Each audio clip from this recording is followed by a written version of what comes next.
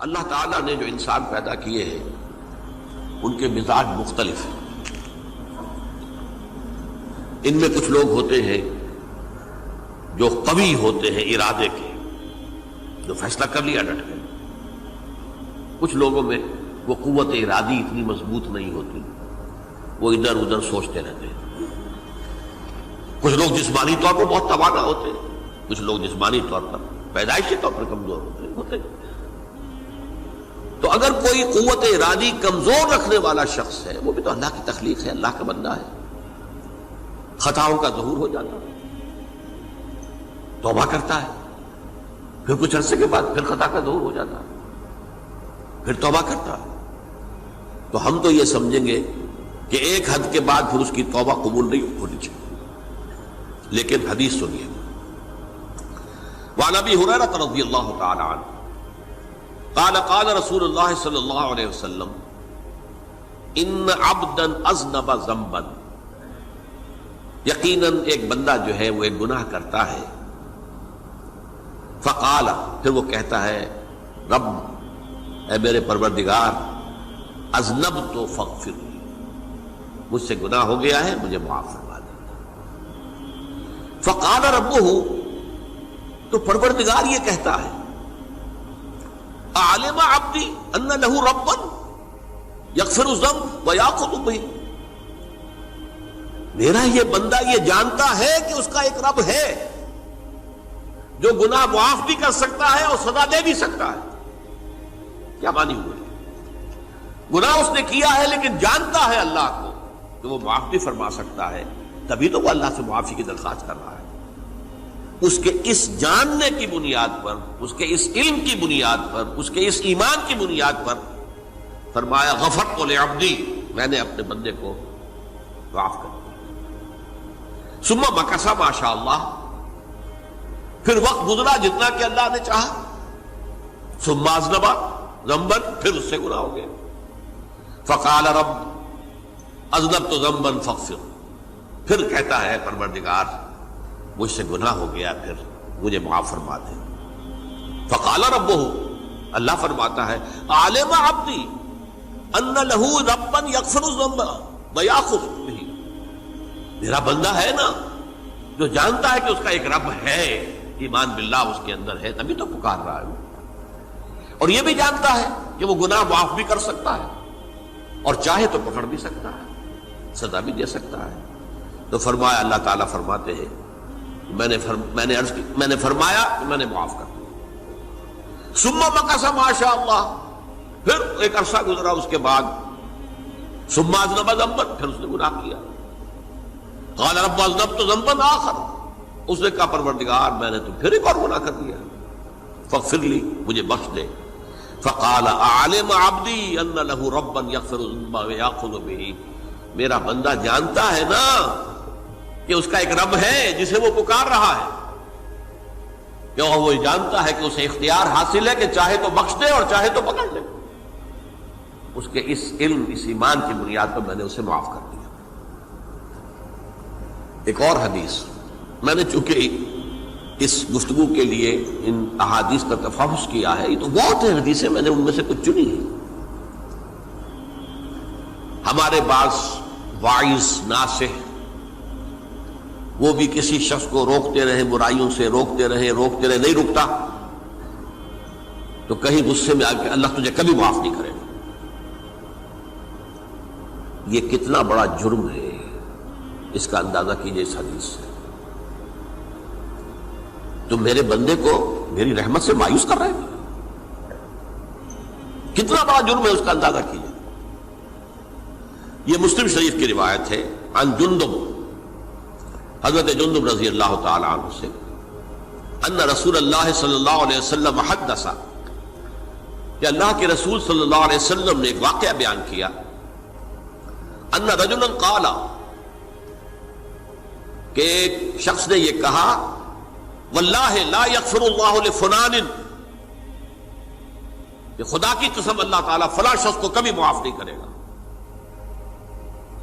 وَأَنَّ اللَّهَ تَعَالَى قَالَ، اس پر اللہ تعالیٰ نے یہ فرمایا منزل الذی یتعالی علیہ، یہ کون ہے جو میرے اوپر حکومت کرنے والا آ گیا، جو میری طرف سے حکم لگا رہا کہ میں کبھی معاف نہیں کروں گا؟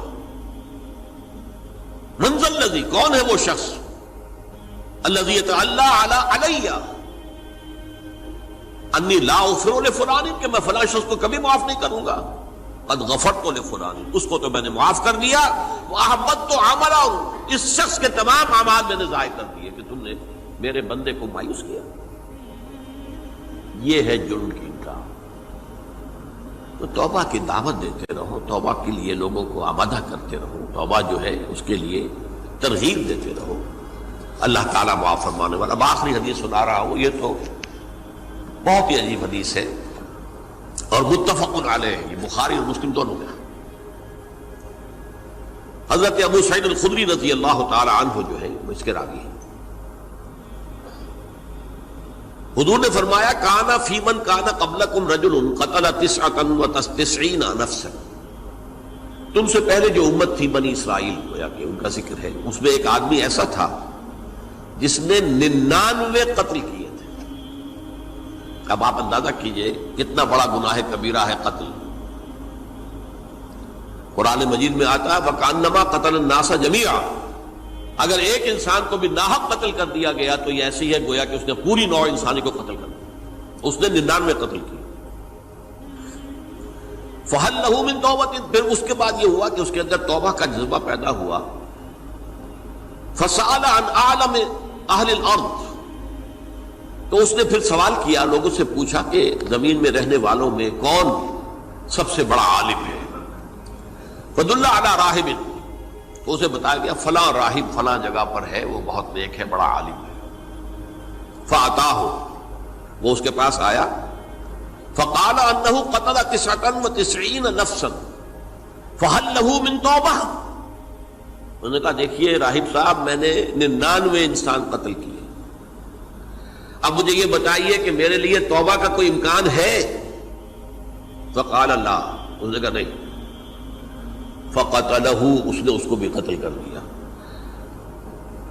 فَكَمَّلَ بِهِ 100، اپنی سینچری مکمل کر لی، مطلب 99 کے بعد ایک کی کسر تھی، اس کو بھی قتل کیا، 100 پورے کر لیا۔ ثُمَّ سَأَلَ عَنْ عَالِمِ أَهْلِ الْأَرْضِ، پھر اس نے پوچھا کوئی اور کوئی بڑے عالم انسان ہو۔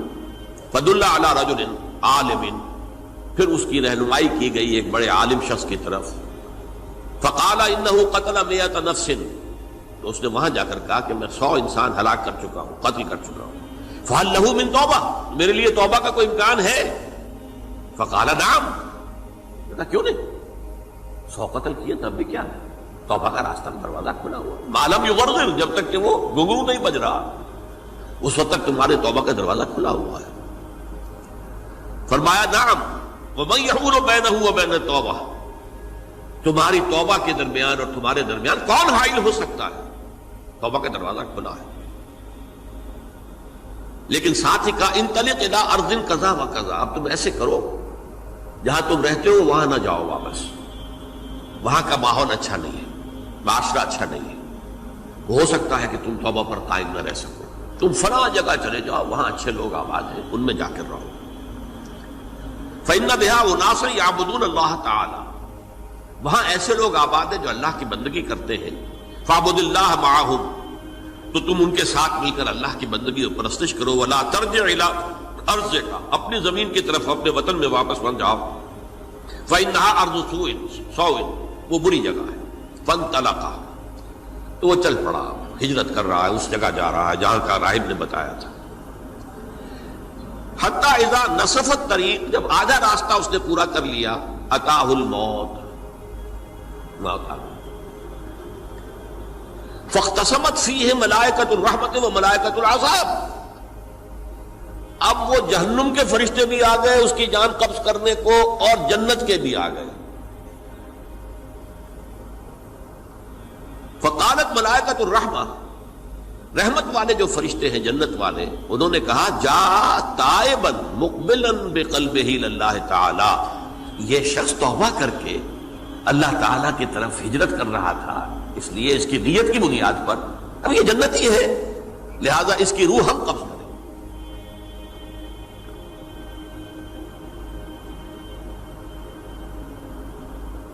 وقالت الملائکۃ العذاب، اور وہ جو عذاب والے فرشتے ہیں وہ کہیں گے انہ لم یعمل خیرا قط، تو نے توبہ کے بعد کوئی نیک عمل تو کیا ہی نہیں، تو کس بنیاد پر اس کو تم جنت میں لے جاؤ گے؟ اس کو تو دوزخ میں جانا چاہیے۔